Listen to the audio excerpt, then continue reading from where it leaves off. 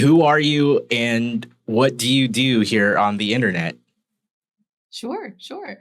So my name's Kyle, and Date Night In is our brand, and the brand is myself and my fiance, Fat Funky Monkey. So he has his own account that he streams games from, but the channel at Date Night In is us together. And it started out really as us doing cooking streams from our really honestly started on a phone, and it was just cooking and hanging out and talking. And it has expanded since then into more gaming and chatting and more variety content. But a lot of the basis of what we do is learning how to cook, date nights at home, whether that's because you have food allergies like we do, or you don't have the budget to go out for date night, or it just doesn't fit into your schedule all the time, whatever the case may be. So that's really how we got started and created this brand is having a need to find a way to have date nights be special without going out to eat because it seems like that's kind of the thing that people do for dates is they go out to eat and with both of us having food allergies that's just not really feasible all the time, and so it ends up being the perfect thing for us to be called what we are because most of our date nights are at home. I really love that that as like a brand or as a way to like name it. And I think a lot of us can relate to that. Tell me about when you first got started. Like what kind of inspired this whole thing uh to eventually get on Twitch? Yeah.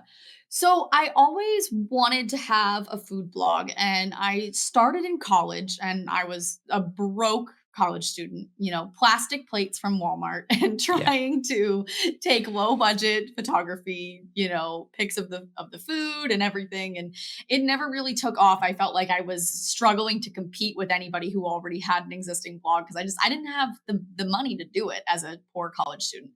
When I met my fiance, he encouraged me to get it started again. And I started a blog and started sharing recipes online in that way. I would occasionally post on Instagram. I never really did any live streams, made a couple of YouTube videos on an old channel that doesn't actually exist anymore.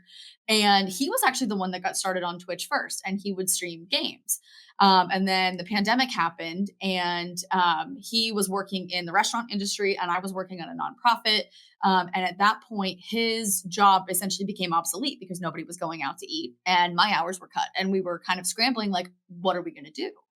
And we ended up streaming, trading on and off on his channel for 205 hours, which is like 8.5 days, 24/7. And we were doing that. And I was starting to game while he would sleep just to give him a break or hop on and chat with people to give him a break so he could go take a shower or whatever the case may be. And everybody encouraged me to start my own channel. And I just remember saying so many times, no one's going to watch that. Twitch is for gamers. Because I didn't consume Twitch as a user until he started streaming. So I really had no knowledge of it. And everybody's saying, oh, no, it's the pandemic. Everyone wants to learn how to cook. Restaurants are shut down. You should try it. Food and drink is exploding on Twitch. It's its own category. And so his community is actually what encouraged me to create my own page. And so we ended up taking the name of the blog that I had and making it into it happened to be available and it worked out. So Yeah. I love that it started off as a blog and it seems like you were just trying to kind of figure out like how can I get this thing that I'm really passionate about out there? What form does this content take? And then you kind of, it sounds like with the fiance stumbling upon Twitch and getting started there, you kind of found yourself a platform probably better suited for you and the kind of content you wanted to make. And then it turned into this. What was that whole transition like? What was that like for you and how did that whole thing work out? it's funny. I think back to that time and I feel like I've lived so many lifetimes in like the 4.5 years that I've been doing this. Yeah. Um, you know, I started out just like, okay, well, first of all, my hours were cut. Maybe this could turn into, a job that would be part-time that could help to replace the income that I'm losing. And a way to share something that I loved and I'm already doing, right? I'm already making dinner every night. Why not share that while I'm making dinner? And I can remember, and some of the people who are here have been here since the very, very beginning and know that I would rush through like an hour of cooking and I would just be done. That was it. That was it. like, nope, I'm just gonna cook, and when I'm done, we're going to eat, and we're done, and we're ending. It's expanded into so much more than that. And over time, I had to learn to slow things down and be more engaging with the community. It's funny, I actually had another streamer give me feedback a couple months in saying, "Oh, I love that you now actually read people's messages out loud instead of in your head." Right. Because it was just so unnatural. And I was so not used to the idea of talking to a live audience. And I was very anxious in the beginning. It was very unnatural to me. It felt uncomfortable. It felt inauthentic. And it's not that it was like I was, a character or putting on a front or anything. It just didn't feel natural to me. I've never really been a person who's been in front of a camera or done a lot that was like in front of a lot of people. And I think I had to really employ a lot of my knowledge of public speaking to learn to slow down and to learn to be present and to remind myself that it wasn't just meant to be sharing a recipe, but meant to be engaging with the community and making connections while I happen to be cooking. So I Right. had to make that shift in my head that instead of I'm sitting here showing you how to make this, we're hanging out and I happen to be making my dinner at the same time. Yeah. And I think that that's really what made the big shift in my content. That was the biggest shift that I think I can identify in all the years that I've been doing this is that what you're doing is secondary, but the conversation is primary. Yeah. Definitely. And that's certainly, I think, a lot of us find hard to adjust to if that's not something we're used to doing. And like you said, this started off as a blog and definitely a very Mhm. different format. Yeah. That feedback that you got from someone else to kind of, hey, I like that you really read that out loud. What kind of other things, were you trying to learn as you kind of dove into this whole Twitch side of things? What aspects of the live broadcast and talking to your chat in real time were most challenging for you? Sure. Technology was a huge thing for me. Yeah. Without my fiance, I wouldn't be able to do any of this. We joke often that he's tech support because, I now have a basic understanding and I can troubleshoot somewhat, but there's a lot more that goes into it than just taking a photo of a recipe and writing out how you did it when it comes to the setup for something like this. And especially as we expanded and took on more pieces of technology, because I started on a phone with a tripod and that was it. Yeah. And expanding to microphones and soundboards and monitors and multiple camera angles and all these different things was really out of my wheelhouse. So understanding the streaming software, how to curate the audio, which cameras are best, all of those different sorts of things. A lot of the back end setup stuff was a big challenge for me because I was just so unfamiliar with it. I had, other than working in a 9 to 5 environment, really not done a lot of work with PCs. I was a Mac user and I was, learning a whole new system being on Windows and learning all of these things like, I'm looking at my Rodecaster on my desk, right? Yeah. It was not until just a couple months ago that I had any idea what more than half the buttons on that thing did.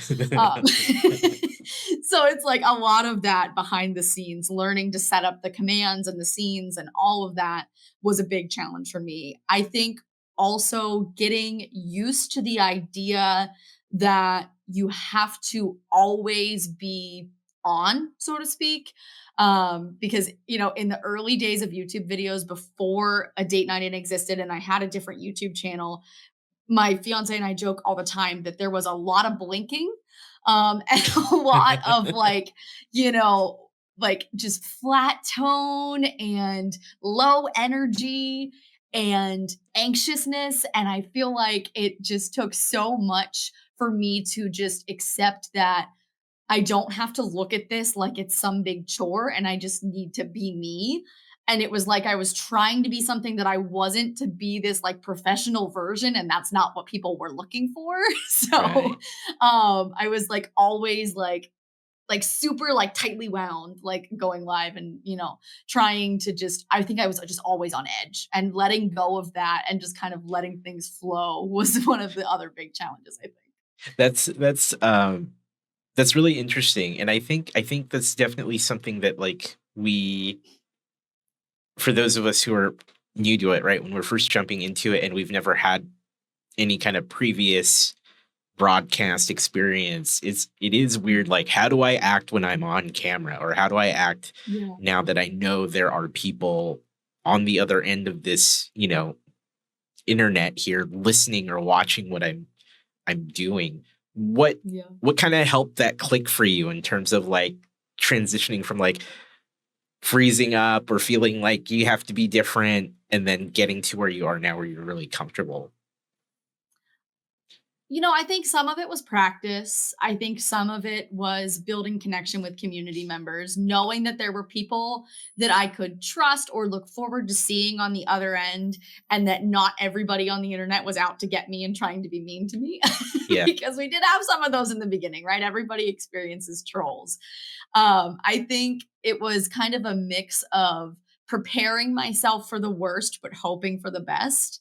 And, I think it's funny because when I compare live streaming to, content creation outside of Twitch, they're very, very different. And I think having to digest someone's response to what you're doing in real time versus maybe seeing a comment on a YouTube video or something like that, right? You can digest that in a slower pace. You don't have to worry about what your face looks like or your tone or your emotions quite as much as you do because they can't see it happening. And so I think that really building community made it feel more comfortable that there were always people looking out for me on the other end. And it wasn't just, a bunch of strangers waiting for somebody to say something mean because Yeah. I really kind of felt like that was going to be the experience all the time. Yeah. It's definitely nice once you start to get those regular people showing up who kind of understand what kind of stream that you want to have and put on, and being able to kind of help, like, encourage that, right? I didn't want to say Sure. enforce, but encourage is probably the better word here. How long did it take you to kind of figure out what, like, you wanted to do with your stream? Like, and what kind of vibe you wanted to have? Sure.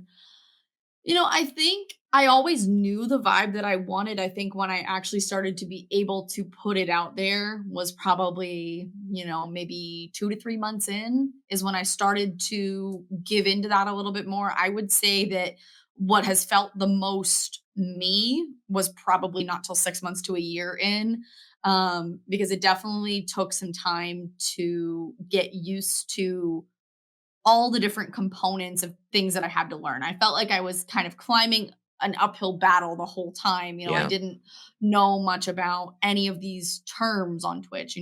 What's a moderator? Who should I trust to be a moderator? What's a VIP? What is a shout out? And like going on to Twitch as a user who had no knowledge of it before. I think it took me a couple of months to really understand all the terms and get that under my belt and feel more confident and like I wasn't an imposter, because it, Yeah. it felt like that a lot in the beginning that I was just an imposter. I'm like, I'm just Yeah. here and I don't know what I'm doing, and hopefully no one knows. How's that feel now? Do you still feel that way? Sometimes, yeah. Yeah. Sometimes, yeah. Definitely around this time of year when you start to see the recaps. I don't know if Oh, you yeah. got yours today, I but I've sure I've got have. mine. And seeing that, this is always the time of the year where I feel incredibly grateful and humbled and like, I guess I'm doing something right, even on the days where I feel like I'm not, right? Right. But I think sometimes I do still feel that way. You have a day where you make a bunch of good connections or you feel super proud of the stream that you did or whatever the case may be. And I think there's always going to be those days, but I think it gives you perspective, right? Being appreciative and grateful and feeling like an imposter sometimes reminds you, like, yeah, I'm always working hard at this because it matters to me, and it matters if I feel like I'm an imposter or not because I care about what I'm doing. Yeah. And so I try not to let it, um, try not to let it impede me, but more like propel forward. Yeah. It's definitely one of those feelings that I think that never truly goes away. Like you said, every so often it kind of comes up, and maybe you you either think about it or you question it. You kind of wonder. It's Mhm. funny that you brought up like the recap, right? The whole Twitch recap thing, Mhm. because that's certainly for me one of the things that can also bring that about. Where I'm like, man, am I am I really doing okay over here? Is this, And then of course you see all the other ones go up, people posting their own, and I'm like, oh no. Yeah. But yeah, no, I really like that, and I think that it's certainly important to remember that uh, it's good to reflect on, even think about, but I wouldn't. It's hard not to question it, but Yeah. it gives you an opportunity to at least reflect upon things and hopefully come out of the other end of that feeling better about where you are with it. Sure. Yeah. When you got started, how long ago was that? How long has it been at this I've point? been streaming since May of 2020, so like 4.5, almost 5 years. Awesome. And that was a COVID thing, yeah? Right? That because as So you talked a bit about. yeah, got started in the middle of the pandemic. Everything was shut down, and it was kind of like, okay, well, a bunch of people are stuck inside, and restaurants are closed, or takeout's not as good, and people want to learn to cook. And so let's be on and share what we're doing and teach people some of the things that we do. And also, I think it was a good way to connect because, we live really far away from most of our family where we're at. And so, with that and most of the world being shut down, it was hard to really connect with people outside. So, we Right. were mostly connecting online. And it gave us a new sense of, community belonging and connection to others that was outside of work. And I think that that really helped to fill space in a time that was really tough for a lot of people when they lost that connection to the outside world, so to speak. Yeah.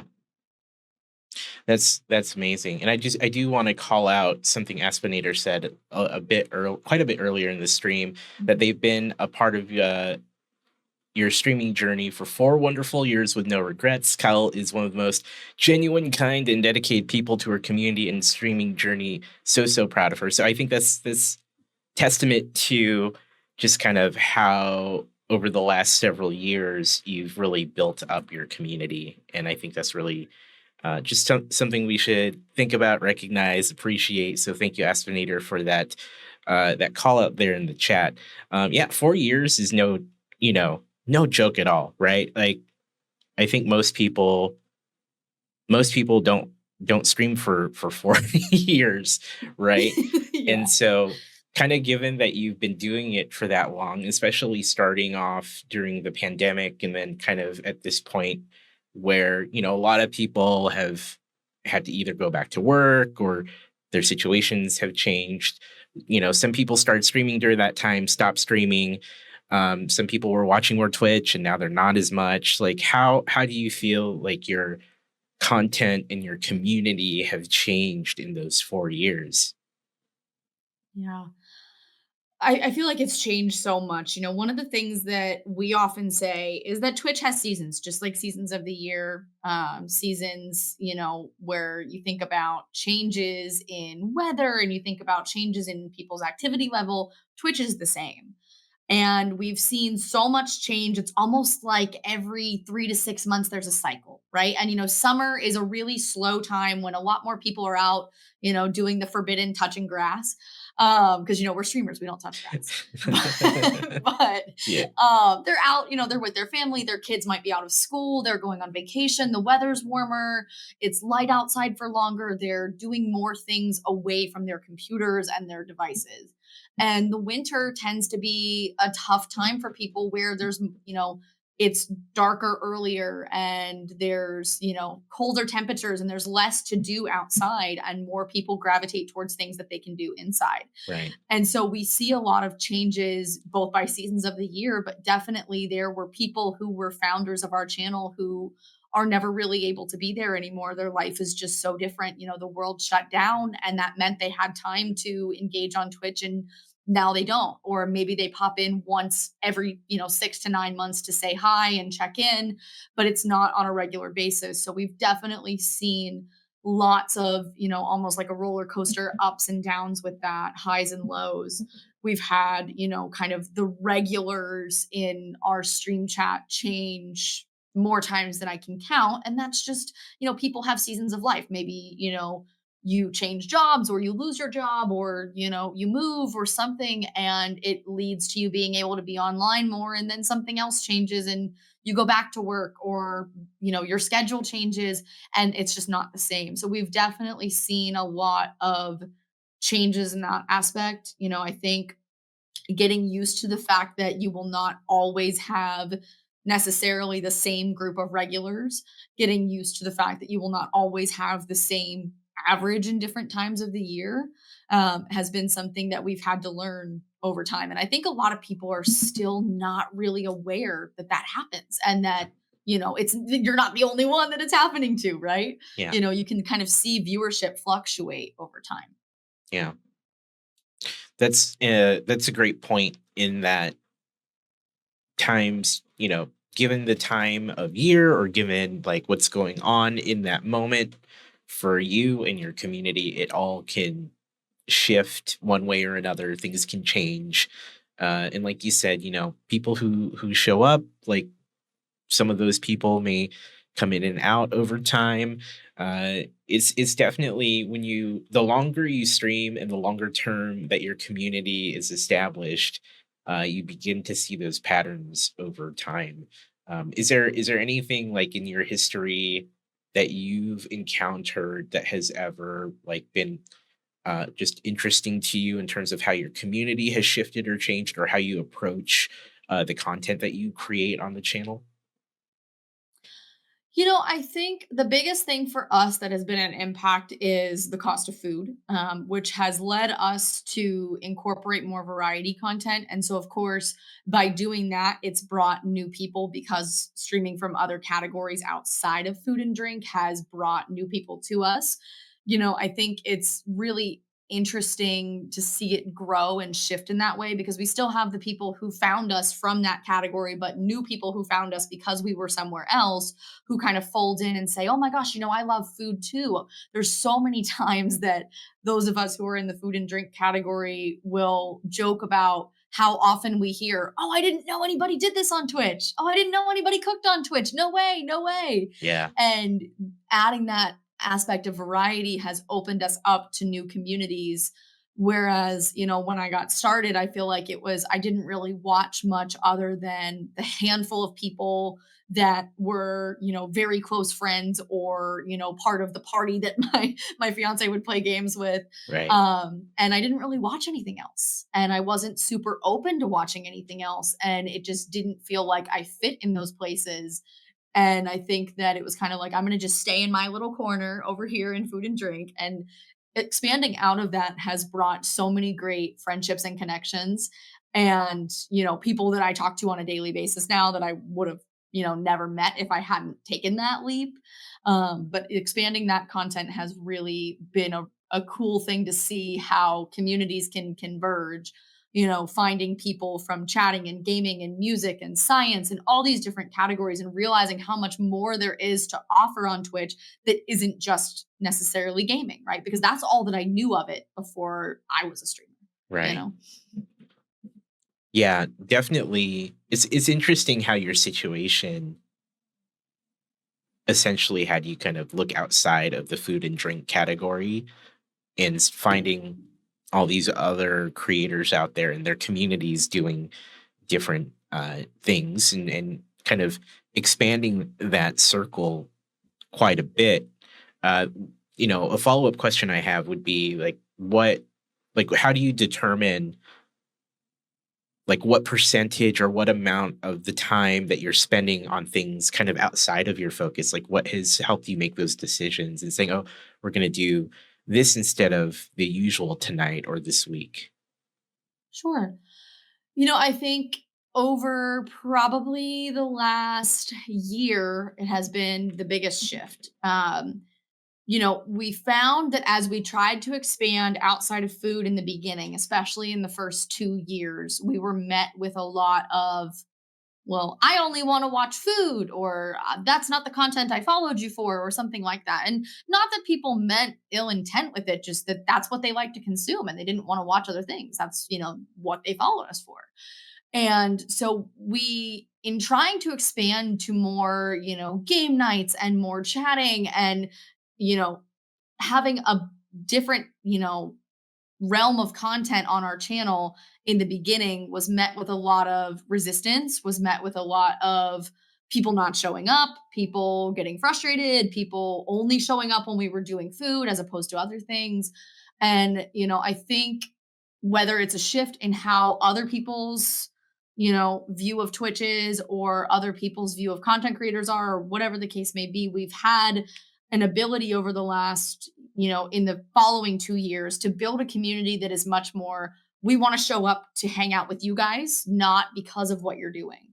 And I think right now, especially since, spring and summer of this year, with all the, rising cost of food and with trying to expand our brand a little bit more outside of Twitch, we found that what makes the most sense for us is to primarily do chatting and gaming content and sprinkle food in maybe once or twice a week, just because we were realizing that there were times that food was getting wasted. We didn't really have a lot of neighbors to give it to. We don't have any family nearby.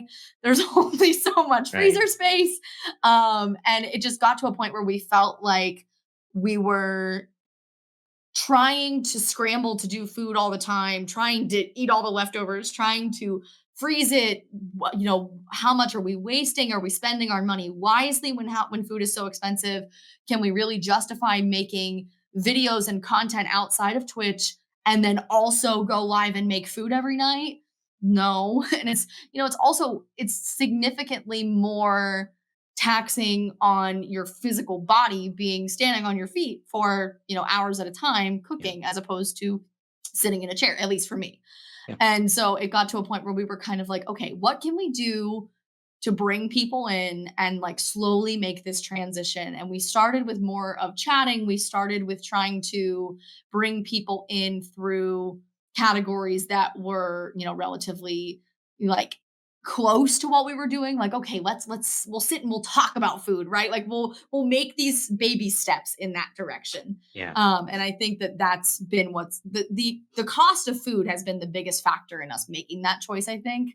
And also getting to a point where we decide, it's okay to not be for everyone.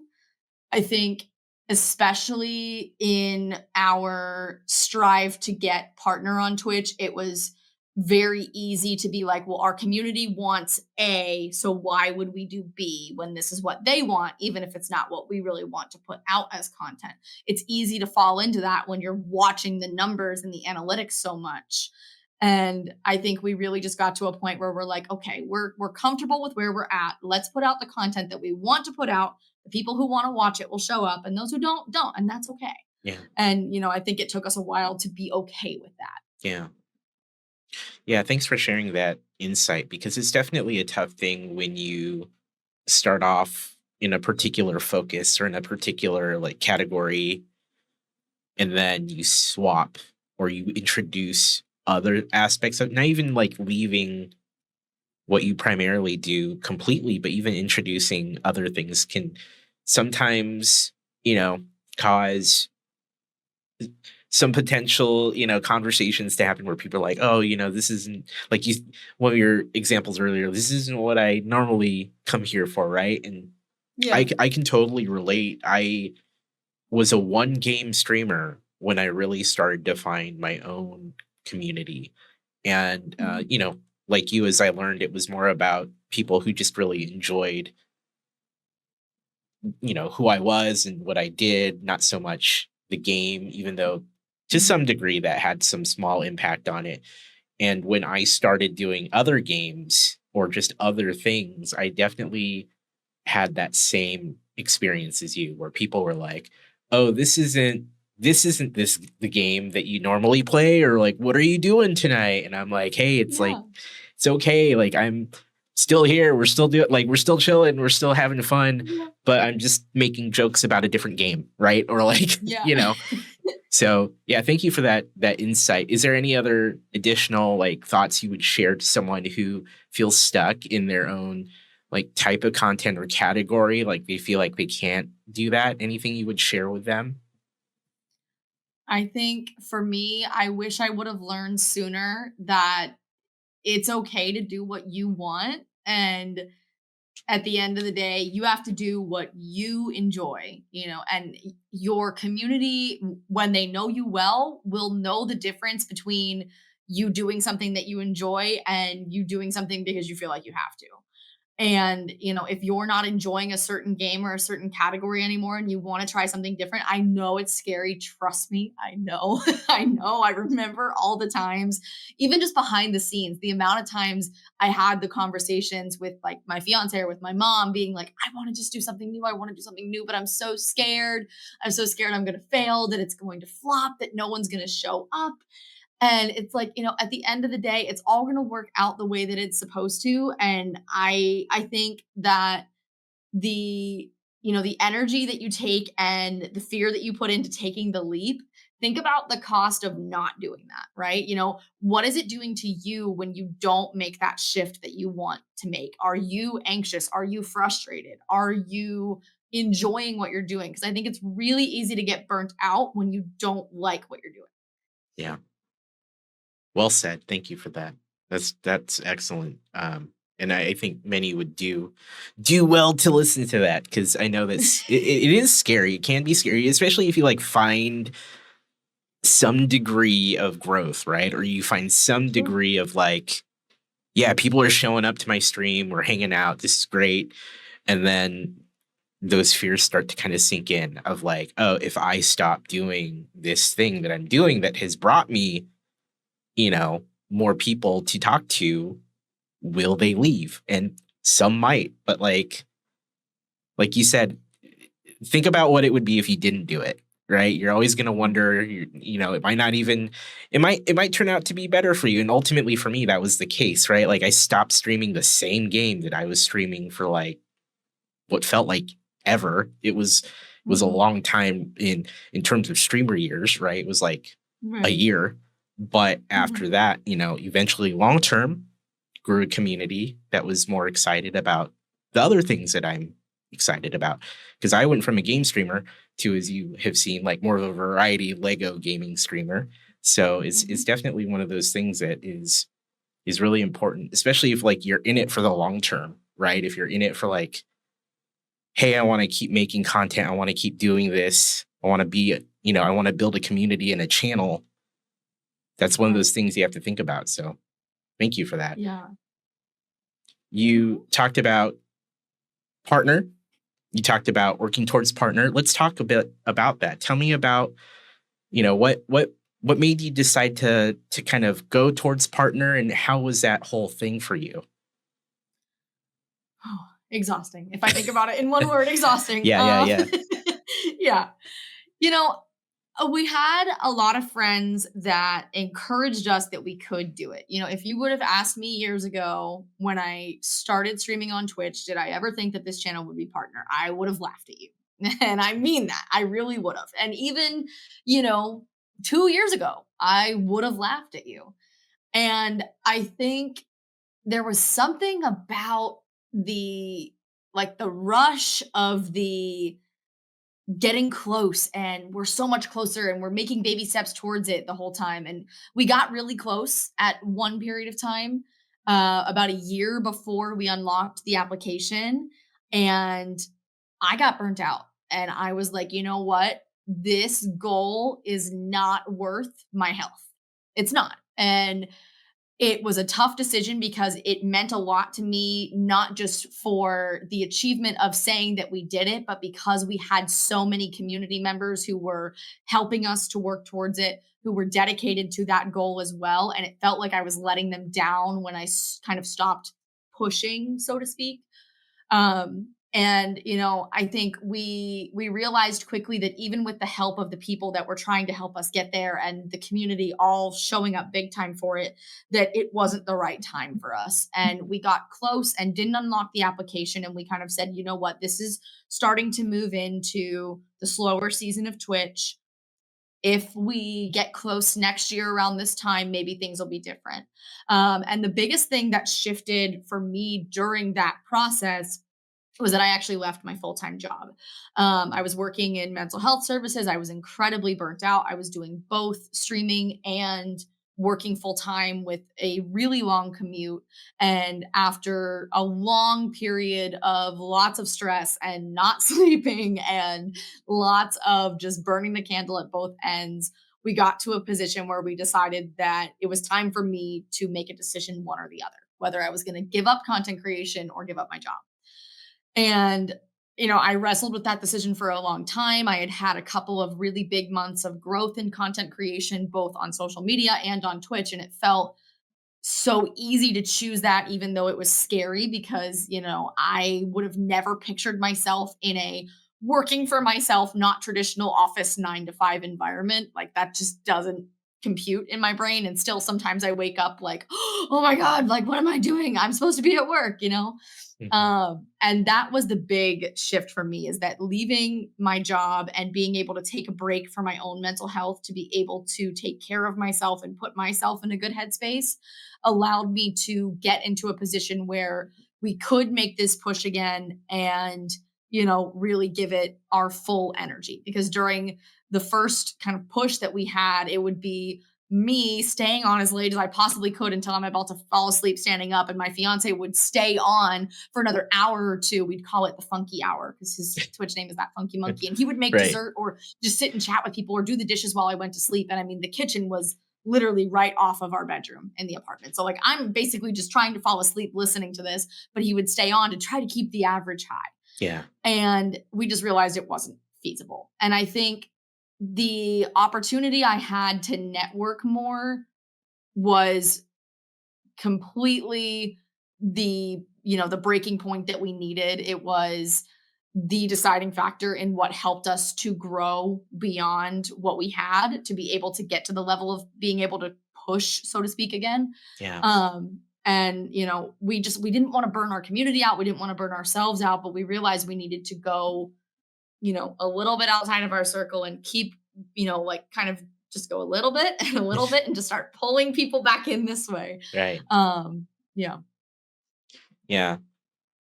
I like how you started off that the whole thing with exhausting because I think many people I've talked to who have made that journey to partner have all shared similar stories.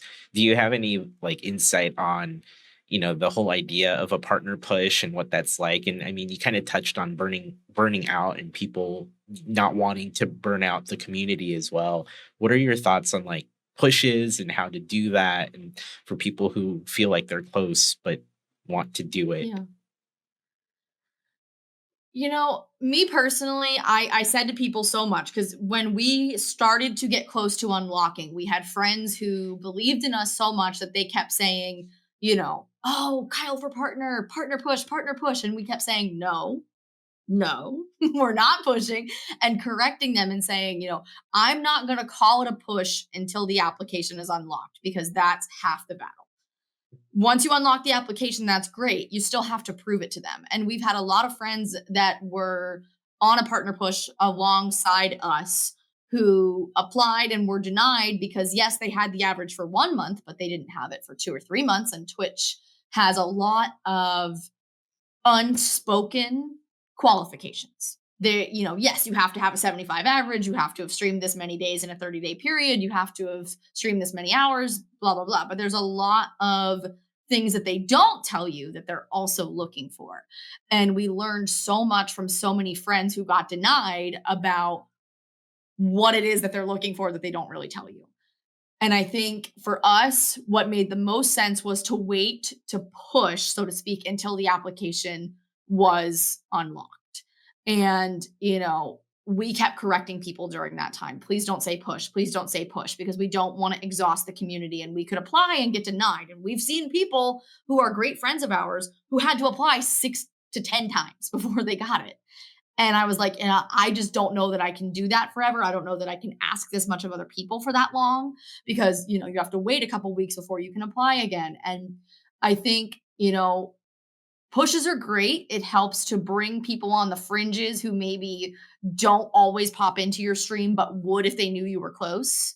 and might tell a friend to tell a friend to bring a raid or to follow or leave a lurk or something like that. And they can be great, but they're taxing on both you and your community because it can be tough if you're a person who struggles to ask of others that much for so long.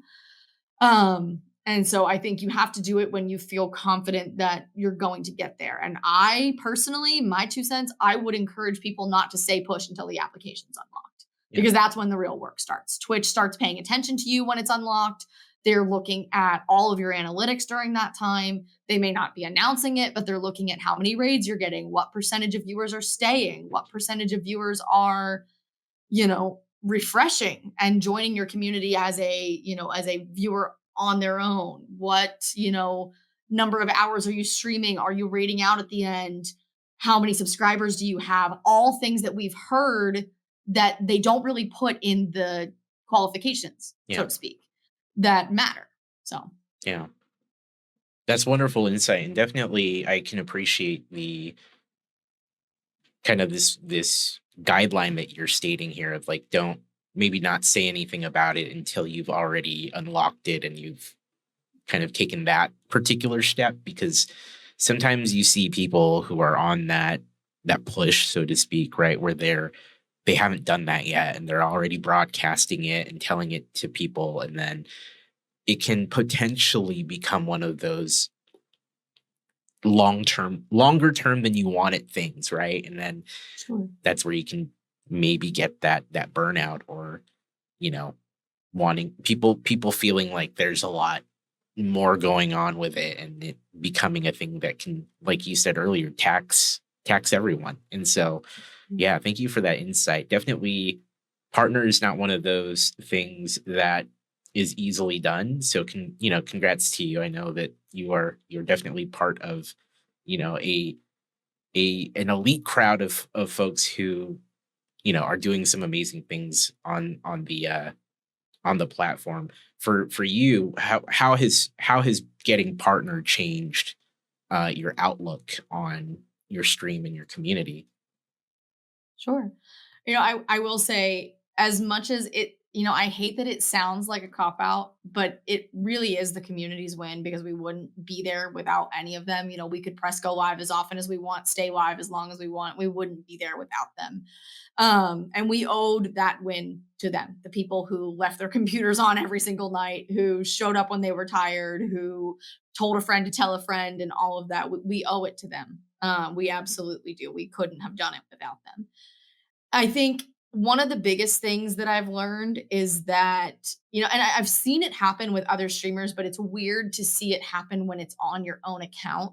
There's a level of, you know, kind of instant gratification or respect from a handful of streamers when they see that badge next to your name. And I actually find myself these days, after it's settled in a little bit more, a few months in, not turning it on purpose just to kind of see how people just treat anybody coming into their stream Yeah. and see if they treat it differently when they see that badge next to your name, because some people do. Yeah. And it's not that they shouldn't necessarily. Sure, there's a level of respect that's kind of, given because you've earned that badge. But I find that it's easier to make connections with people who are not necessarily sitting there wondering, like, oh, well, how did you find me? It's almost like they're not suspicious of you. You get, I'm sure you've had at least one of these, you get the person who's a first time chatter. Can I ask you a question? No. Right. But, being a first time chatter with that badge next to your name is almost like okay, this person is probably safe, is what I've seen people respond to me. It makes it easier to market yourself because it's kind of like having an ability to self promote without self promoting, um, which is a positive thing, but also it's kind of sad that it has to be that way, at the Yeah. same time. Even being a person who has it, it's kind of like, oh, I almost wish that it didn't do this because, it should be just as easy to make connections. Um, and that's been a weird thing to digest over the time. So there's times that I turn it on and times that I turn it off, just Yeah. just to see how it's going to go in either direction. Yeah. not many partners talk about that aspect of it, and certainly it's interesting to note that, because I think we're all aware, those of us who are well into Twitch and Twitch culture, we're all aware of like what that means, right? And so Sure. there is definitely that potential for being treated quite differently just because you happen to be a partner.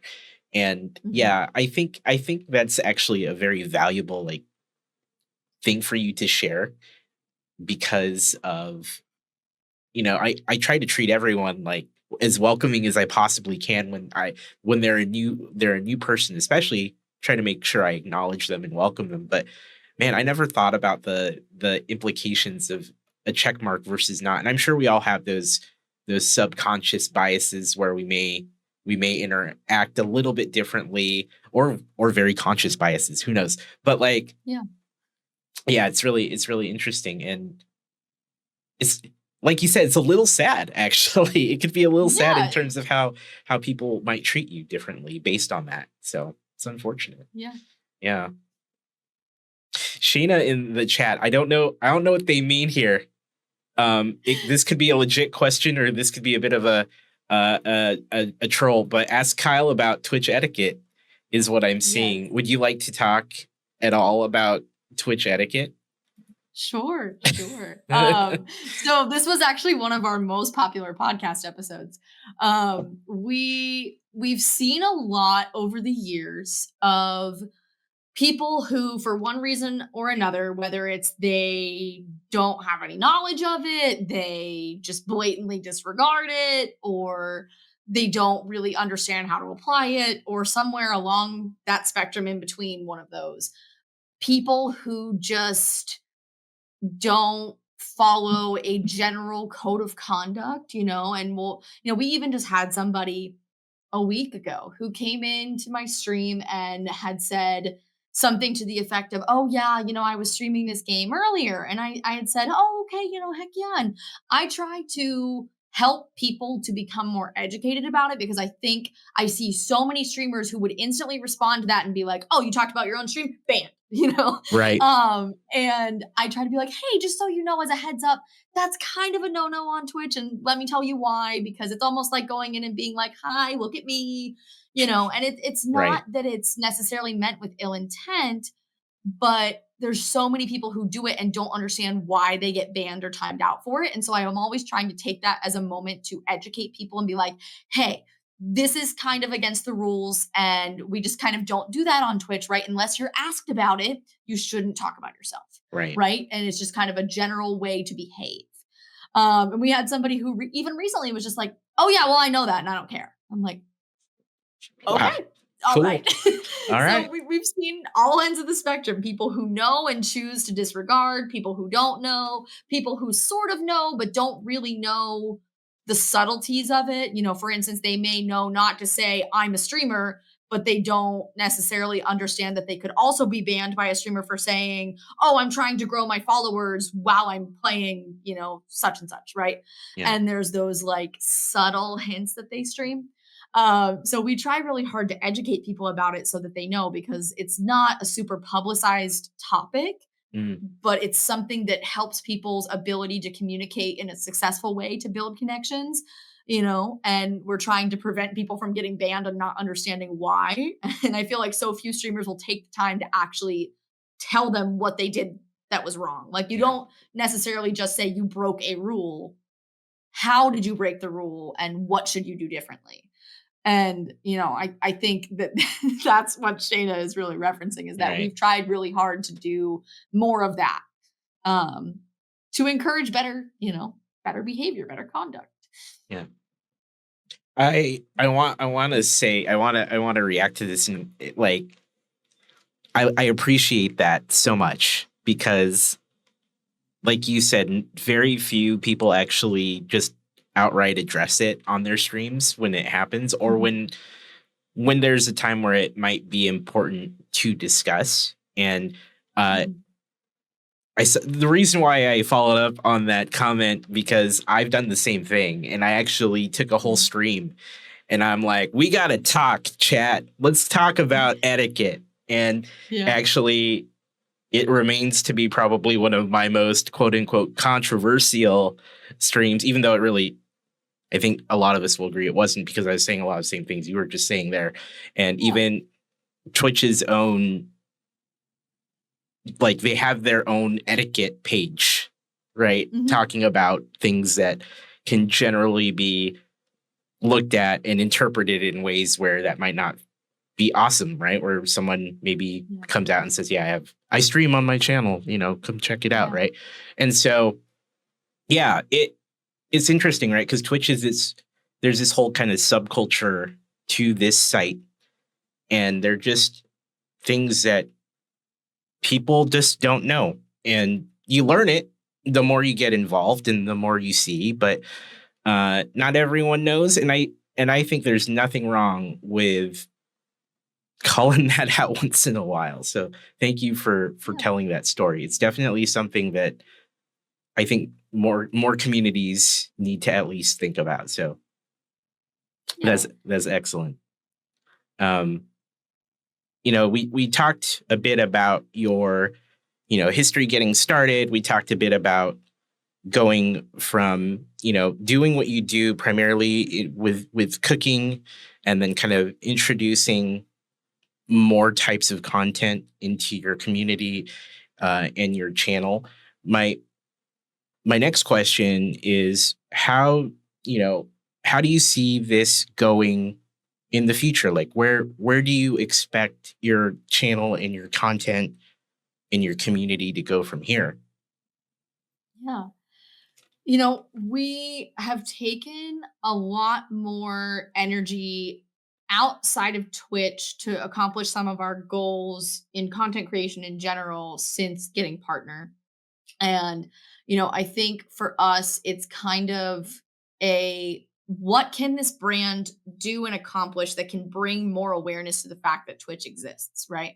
There's so many creators on so many other platforms who don't know anything about Twitch or have never watched Twitch, or people who just don't create content at all but have never heard of it. I think especially talking to people even my own age that I grew up with, the amount of people that don't realize how much genuine and interesting and engaging content there is to consume on a platform like this.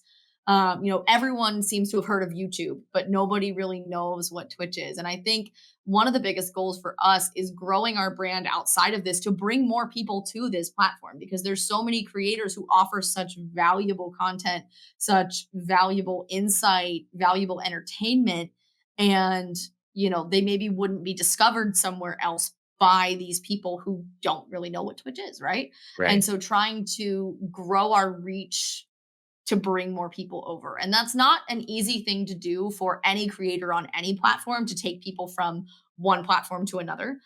And so it's a big feat, but kind of hoping that we can get more people engaged in this type of content Yeah. and wanting to participate in a live as opposed to watching a video. Yeah. I've I've been following you on socials for a while now, and I love the content that you produce on short form. That seems to indicate kind of what you're doing here, right? What you just explained as your goal is trying to bring more people awareness of the Twitch platform, of the live, of the things that you do in a live Mhm. context. Uh, how has that been for you in terms of like juggling your usual streams against creating videos that are posted on socials? Well, years ago, one of my old supervisors at one of my jobs gave me the theory of juggling. And when you're juggling and there's things on your plate that are urgent and things on your plate that are not, right? Thinking of those things that you're juggling as some balls being plastic and some balls being glass. What can you drop without shattering something? Mm, And when you're juggling so many different things like live streams and short form and networking, there's always something to drop. There's yeah, always something. This type of a world can be 24/7 if you let it. There's always more work to be done. There's always research and tags and editing and the actual creation of the videos and live streams. There's always something else that you could be doing. Yeah. And I think for me, it's trying to look at what can I realistically accomplish in a day? What is the most productive for my brand for me to accomplish in a day? And there will be times where I feel like I could put out what I would consider subpar content, or I could skip a day, right? Right. And what makes more sense for me today, what makes more sense for the brand today.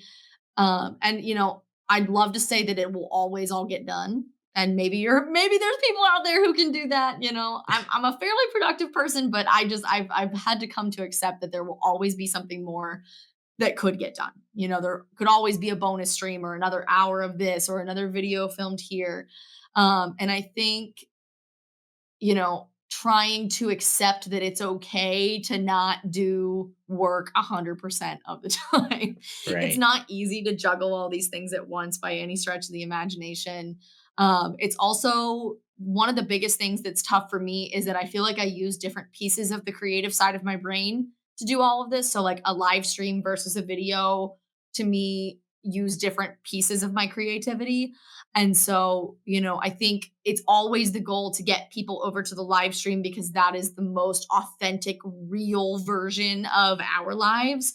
Right. And, so that tends to come first. And, especially it being the main platform that we're monetized on, it's easy to fall back into, well, let's just do an extra live stream versus let's make 3 more videos this week. Right. Right. So I think that that's part of it too.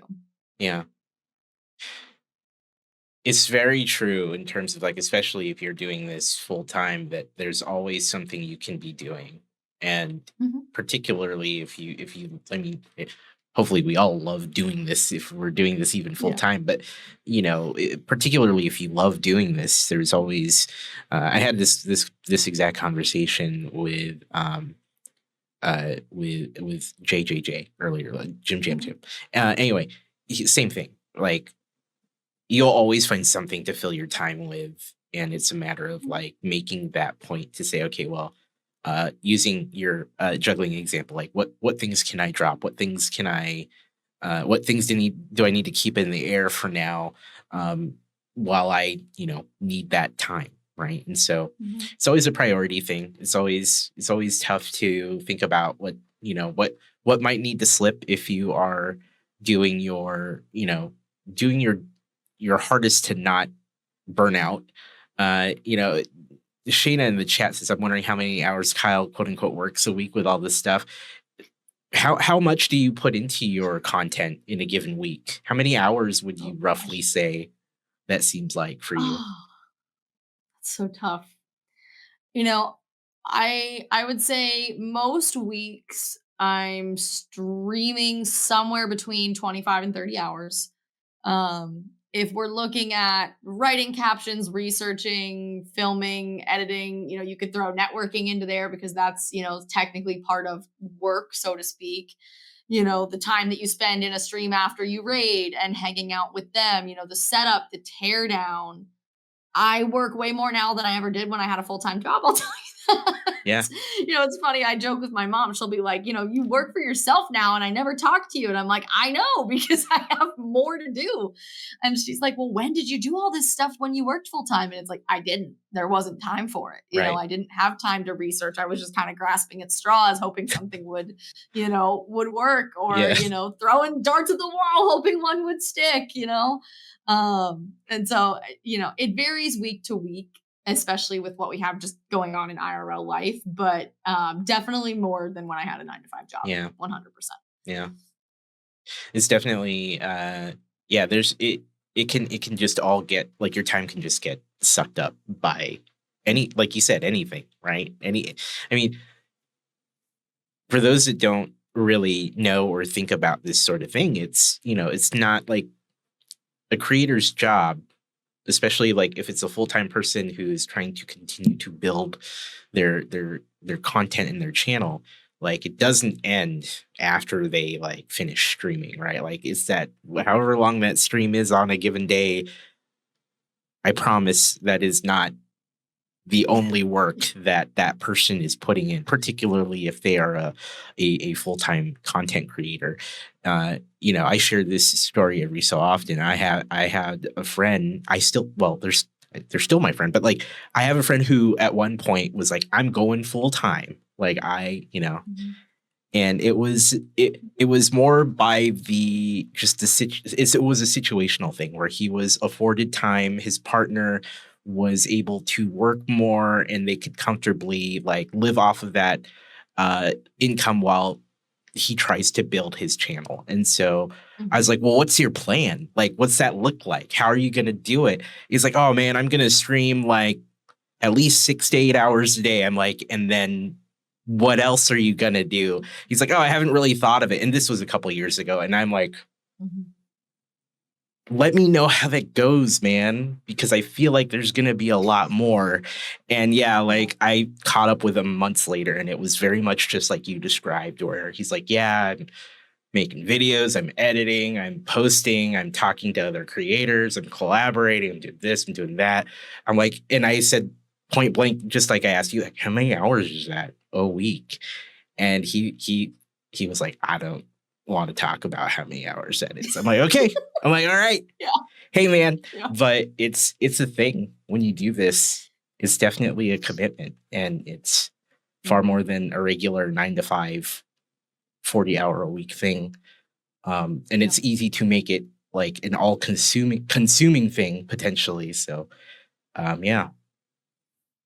Yeah, you kind of have to make this choice if you want to be a streamer or do you want to be a content creator? And those are Right. not the same thing, right? You can be a streamer and a content creator or one or the other, Yeah. but taking on both is a lot more work than just being a streamer. It's not the same as just pressing go live as a hobby. It's if you're doing this full time, especially like taking both on, it's a lot and you have to kind of figure out a way to curate your schedule with your IRL life too, Oh yeah. because there's still laundry, there's still dishes, there's still, Life. grocery Yeah. shopping and all the things that you have to do Yeah. outside of all that. It doesn't stop.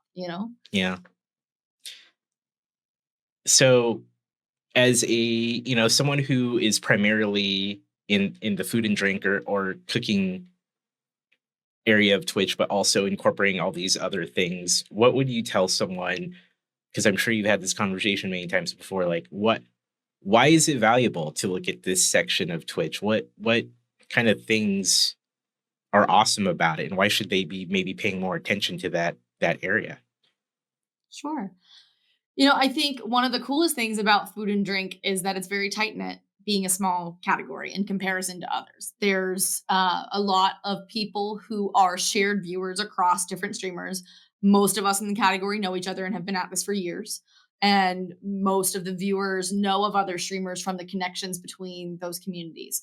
So I think that the community aspect there is really great because you're going to see a lot of the same faces and see a lot of the same names and find familiar connection amongst those streamers within that category. And I think also too, we may not all like a certain video game, we may not all like this craft or this something, right? But we all eat. Yeah. We all consume nutrition in some way. And I think so much of our content in the food and drink category is education based. It is trying to make connections with people to teach them a valuable life skill, and there's so many varying types of creators within the food and drink category. We have people who stream from their businesses or their restaurants. We have people who, like myself, are home cooks and have never worked in a professional kitchen, have never gone to culinary school. We have people who are bakers and have been to, all sorts of classes and certifications to work in professional bakeries or to go to pastry school. And we have all these different types of creators, and everybody is bringing their own culture, their own family history along with it. And I think that, it's funny when we talk about food and drink, I always think of Ratatouille. And at the end of the movie, when the critic is receiving the plate of ratatouille and he takes his first bite Yeah. and he's immediately flooded with all these memories from his childhood. It's like that's the moment every cook is striving for when somebody eats your food. It's that food is, it's not grammatically correct, but food is love, food is family, right? Food is Right. memories. And when someone takes a bite of your food and it floods them back to something in their childhood, or it reminds them of something, or they're just so excited and it brings them warm fuzzy feelings because they love what they're eating, it's something that brings so much connection because of that, and talking about the flavors and things that we can share about the details of the dish. That's what all of us are striving to do. And there's a lot of people who are really passionate and have been honing their craft for a long time, whether it's that they grew up cooking or they found cooking later in life. There's so many people who have so much creativity, so many ideas and valuable skills to offer, whether you're looking to meal plan, to grocery shop, to budget cook, to do more lavish things. There's always something to learn because there's so much variety even amongst the same category. Well said. Yeah, I think we can all agree that food is something we can all connect on at some level. Absolutely. Mhm. Yeah. And I love how you put it in terms of like, we may not like the same games, or we may not, like the same sort of thing, like even crafting, right? That sort of thing on Twitch. But man, we all got to eat. We all have to, we all, Yeah. yeah, and I really appreciate that because it's definitely something, uh, generally we can all connect on. And so, yeah, Mhm. for that reason alone, maybe find some food and drink streamers out there. Check out what's going on that section of Twitch, because there is some great stuff. There's some great stuff out there, including your community, especially your community. So, yeah, I got Kyle, lots of yeah, recommendations if you yeah, need yeah, some. yeah. Who do you watch in food and drink when you're not, you know, streaming or doing Oh the thing gosh. yourself? How Putting much you on time do you have? spot.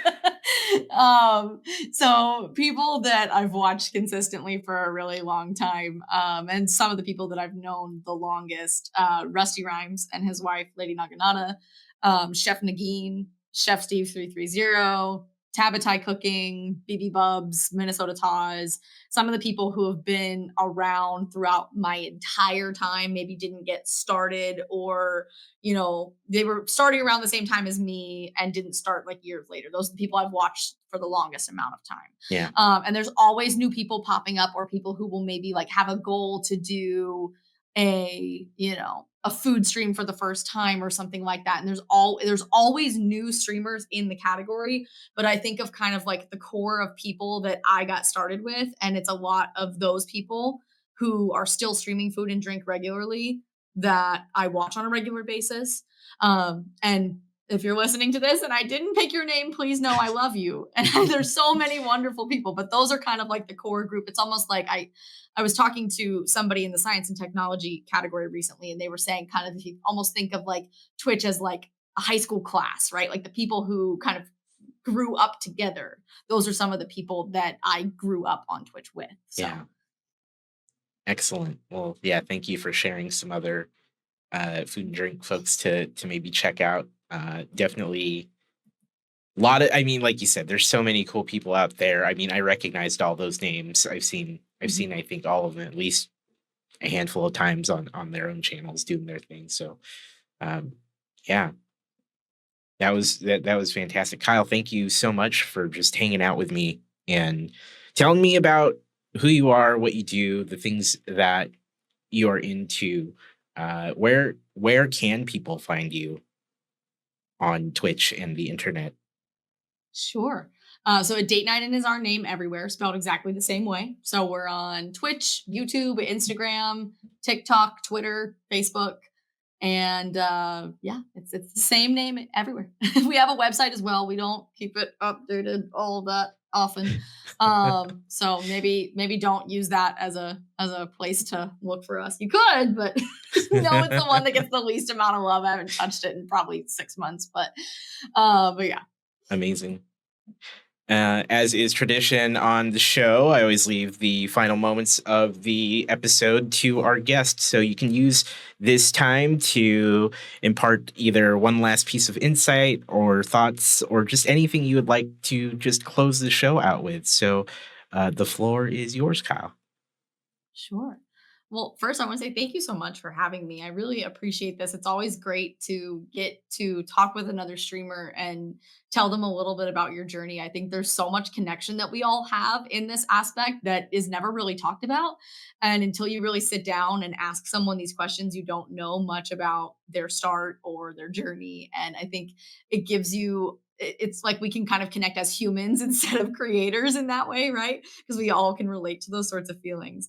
I think for me, really, the biggest thing is that there's so many obstacles in this industry, but they're worth battling.